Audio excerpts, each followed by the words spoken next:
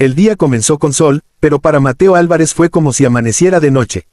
La frase que había escuchado la tarde anterior seguía clavada en su pecho como una espina imposible de sacar. No fue un grito ni un golpe, fue algo peor, una sentencia dicha con calma, con desprecio, con la certeza de quien cree tener la razón absoluta. Su esposa le había dicho que solo era un jardinero, que nunca sería alguien importante, que su vida no iba a florecer más allá de la tierra que removía con las manos. Esa mañana, mientras la ciudad despertaba, Mateo tomó una decisión silenciosa que cambiaría todo. Desaparecer. Si esta historia te hace creer en la bondad, en las segundas oportunidades y en que nadie es pequeño cuando tiene un corazón grande, apoya este canal. Dale like, comenta, comparte y suscríbete a Historias Traicionadas, porque cada historia necesita ser escuchada. Mateo había pasado más de 20 años cuidando jardines ajenos. Lo hacía desde el amanecer, cuando el cielo todavía estaba pálido y las sombras de los árboles se estiraban como bostezos. Conocía la tierra por su olor, las hojas por su sonido, las flores por su silencio. Mientras otros pasaban de largo, él se detenía a observar cómo una planta luchaba por sobrevivir en medio del concreto.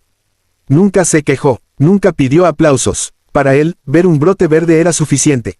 Pero Clara Montes, su esposa, había dejado de ver eso hacía tiempo. Para ella, el día era una carrera, un escaparate, una comparación constante con los demás. Y Mateo, con sus manos manchadas de tierra y su ropa sencilla, se había convertido en un obstáculo para la vida que ella creía merecer. La ruptura no fue un evento explosivo. Fue una erosión lenta, como el agua desgastando una piedra. Comentarios pequeños al principio, miradas que evitaban encontrarse, silencios cada vez más largos durante el desayuno bajo la luz del día. Hasta que una mañana clara, mientras el sol entraba por la ventana de la cocina, Clara dejó caer esas palabras sin medir el daño. Dijo que estaba cansada de vivir con alguien que no aspiraba a más, que ser jardinero no era suficiente, que nunca sería importante. Mateo no respondió, la miró con una tristeza serena, como quien entiende que algunas plantas no crecen juntas. Esa misma tarde, mientras Clara salía a su trabajo, él empacó pocas cosas y dejó la casa sin hacer ruido. Durante días, Clara pensó que Mateo solo necesitaba espacio. El sol seguía saliendo, el mundo seguía girando, y ella se convenció de que él volvería arrepentido, como siempre. Pero pasaron las semanas y no hubo noticias. La casa empezó a sentirse demasiado grande durante el día. El jardín, irónicamente, comenzó a marchitarse. Clara, que nunca había prestado atención a esas plantas, notó por primera vez que algo estaba mal cuando las flores dejaron de abrirse al mediodía. El silencio ya no era cómodo. Era acusador. Mateo, por su parte, había viajado hacia el sur, siguiendo una oferta que encontró casi por casualidad. Un pequeño pueblo necesitaba a alguien que recuperara un parque abandonado, un espacio verde olvidado donde antes jugaban niños bajo el sol. Nadie quería el trabajo porque no prometía reconocimiento ni dinero inmediato. Para Mateo, era un llamado. Llegó una mañana luminosa, con una mochila al hombro y una determinación nueva. El parque estaba cubierto de maleza, los bancos rotos, los árboles enfermos. Pero él no vio ruinas, vio posibilidades. Cada día, desde que el sol asomaba, Mateo trabajaba sin descanso. Sus manos volvían a llenarse de tierra, pero esta vez no había desprecio alrededor. Los vecinos empezaron a pasar, primero con curiosidad, luego con gratitud. Un anciano le llevaba agua fresca al mediodía, una madre dejaba que sus hijos observaran cómo se plantaba un árbol.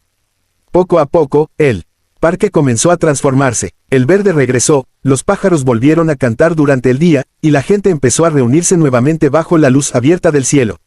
Mateo no buscaba aplausos, pero algo dentro de él sanaba con cada semilla que germinaba.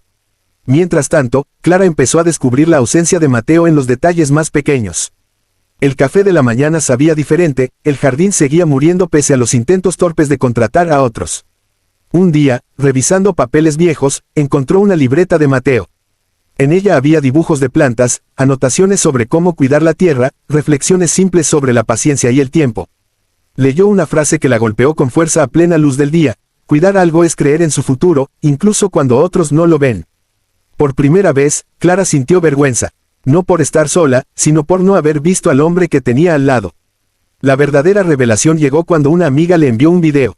Era una grabación sencilla, hecha con un teléfono, mostrando un parque hermoso bajo el sol del mediodía. Niños corriendo, ancianos sonriendo, flores abiertas. Al final del video, aparecía Mateo, con la misma ropa sencilla, pero con una paz en el rostro que Clara no recordaba haberle visto nunca. El texto decía que gracias a un jardinero, el corazón del pueblo había vuelto a latir.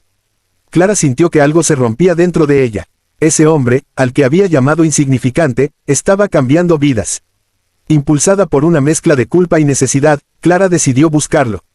Viajó durante el día, siguiendo pistas, preguntando a desconocidos. Cuando llegó al parque, el sol estaba alto y el lugar estaba lleno de vida. Vio a Mateo a lo lejos, plantando un árbol con la ayuda de unos niños. No corrió hacia él, se quedó observando, entendiendo por primera vez que la importancia no se mide por títulos ni dinero, sino por el impacto silencioso que se deja en otros. Mateo la vio antes de que ella se atreviera a acercarse. La reconoció de inmediato, no hubo abrazos ni palabras grandilocuentes. Solo una mirada larga, honesta, bajo la luz del día. Clara quiso pedir perdón, explicar, prometer. Pero se dio cuenta de que algunas disculpas no devuelven el tiempo perdido. Mateo no estaba lleno de rencor, estaba lleno de propósito. Le habló de su trabajo, del parque, de cómo había encontrado un lugar donde su oficio era valorado. Clara entendió que él ya no era el mismo hombre que se fue, porque nunca había sido pequeño. Ella simplemente no supo verlo. El tiempo pasó, Mateo decidió quedarse en el pueblo, seguir cultivando no solo jardines, sino comunidades. Clara regresó a su ciudad, transformada por la lección más dura de su vida. Comenzó a cambiar su manera de mirar a los demás, a valorar lo simple, a entender que el amor no se trata de escalar, sino de crecer juntos. Cada vez que veía una planta florecer durante el día, pensaba en Mateo y en cómo algunas personas solo descubren el valor de algo cuando ya no lo tienen. Esta historia no es sobre una desaparición, sino sobre un renacer. Sobre un hombre que fue subestimado y decidió florecer en otro suelo. Sobre una mujer que aprendió demasiado tarde que la grandeza no siempre brilla, a veces germina en silencio bajo el sol.